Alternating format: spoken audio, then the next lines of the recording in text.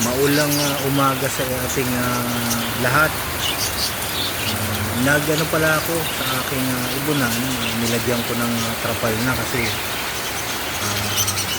pinapasok na sila ng tubig.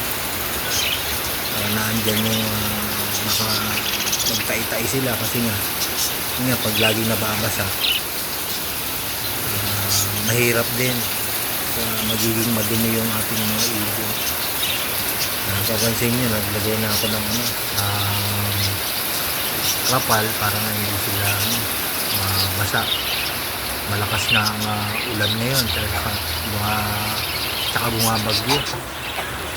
Tsaka nagpainom na pala ako ng sa ating mga ibon ng dextrose powder.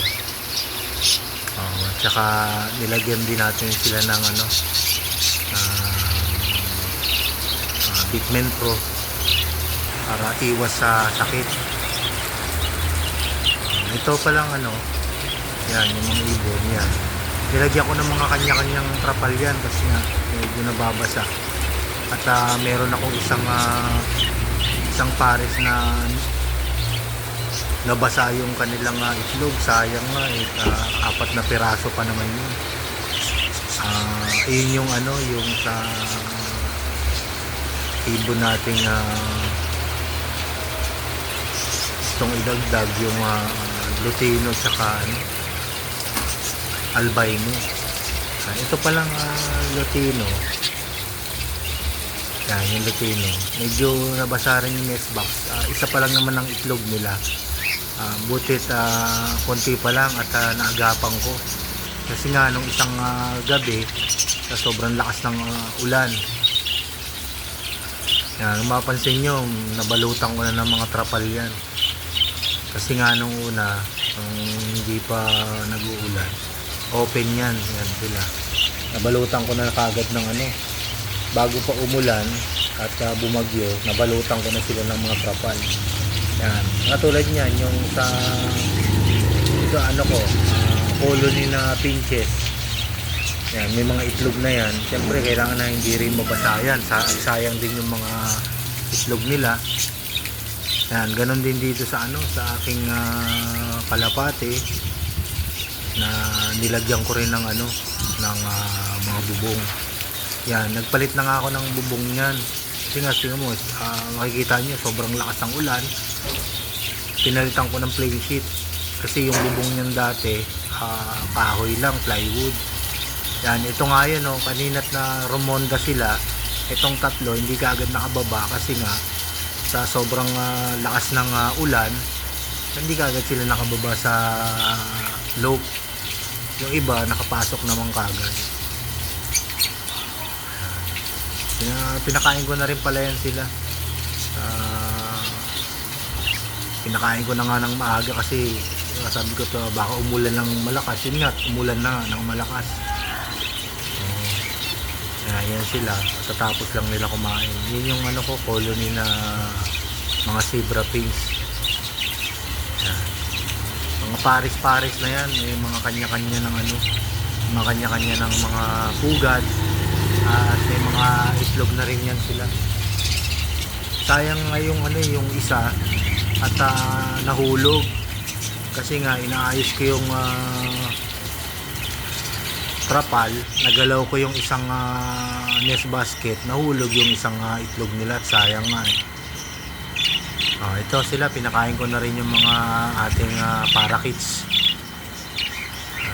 Bali ang binigay ko sa kanila ay African mix, pero inalis ko na yung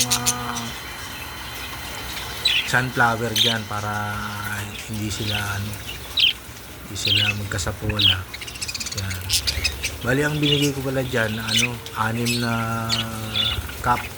Bali equivalent ng 6 na kutsara. Yan sa kanila. Yan. Tapos mamayang hapon bibigyan ko ulit sila ng na panibagong 6 na cup naman. So, kasi mahirap ng kasobrahan kasi nga naandun nga yung naranasan ko na nagkasapola yung isang kakatail natin. Sayang nga ngayon pinapagaling ko kasi nga hindi pa nga sila na nagkakaitlog at nagkasapula na kagad. Ito pala yung yung pares nating rainbow. Ngayon may mga na yan, may mga inakay na yan, medyo malalaki na rin at may iba bumababa na.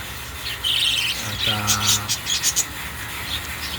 mamaya nga pala ipapakita ko yung mga anak niyan, yung anong mga mutation nila. Bali 4 yun, 4 yung anak nila at sinusubuan pa rin naman nila. At malalakas nga itong mga inakay nila kasi nga laking laking Bitmen Pro yan. Ito pala yung pinagpares dati na na bago ngayon na isang Prillback na Opaline, tapos ang pares niya yung Opaline din na na Blue Opaline. Ito yung parehas na rainbow. Pansin nyo, rainbow yan yung rainbow. Itong isa yellow face. Ito yung yung sa pinches ko na black line. Ngayon naglabas siya ng white back. Ito yung sabi ko sa inyo kaganina, yung nagsusubo yung tatay. Sinusubuan niya yung anak niya. At magaling magsubo yung tatay niyan kasi nga kaya niyang subuan yung 4 na anak niya. Ito pala yung yung mga anak nila, isa tapos sunod na ang mga mutation niyan. Ito violet rainbow opaline na white face. Mapansin nyo, maganda at malinis yung pagka violet niya. Ngayon magmo-molt pa yan kasi bata pa at lalabas yung pinakamatingkad na violet dyan na white face siya, na rainbow mutation na nakuha sa nanay yan. Yung kulay na yan, mapansin nyo makinis na makinis yan. At meron pa yan na papakita ko sa inyo maya't maya yan, makikita nyo maganda, diba? Yan. Itong isa ganun din. Medyo ito yung pinakabunso na anak nila. Bali ang mutation naman yan, rainbow Muwabe Opaline. White face din siya, pero hindi pa natin makita yung katingkad ng pagka niya baka may nakita kasi tayong pagka yellow face. Magmo-molt pa naman yan kasi bata pa, hindi pa natin makikita yung masyadong kulay nila. Pero Muwabe yan, Muwabe Rainbow Opaline yung mutation na yan. Batang bata pa. Pero mga malalakas na kumain kasi kita mo yung mga butchi punong-puno. Yan, ito naman yung yung full body gray wing na yellow face, full body gray wing na isang anak nila. Pansin nyo ang ganda ng ng tail niya, may pagka blue at yellow. Pero yung gray wing niya, kitang kita naman yung sa pakpak na gray. Bali ang ko bigay commutation dyan, full body gray wing, yellow face, yun, opaline. Yan, mga rainbow pala, mga opaline yan, sabihin sa inyo. Ang mutation niya puro opaline. May iba-ibang lang, ay mga kulay. Ito naman yung yung full rainbow. Pansin nyo talagang lumabas yung pagkakulay ng rainbow niya. Yung sa tail na blue, tapos violet at green, tapos yung sa mukha niya yellow face talaga, kitang kita yung pagka yellow face. Yun talagang full rainbow. Hindi pa natin maano yan kasi nga medyo medyo hindi pa buo yung balahibo niya. Yun yung 4 nilang mga anak. Hanggang dito na lang tayo mga kaibon.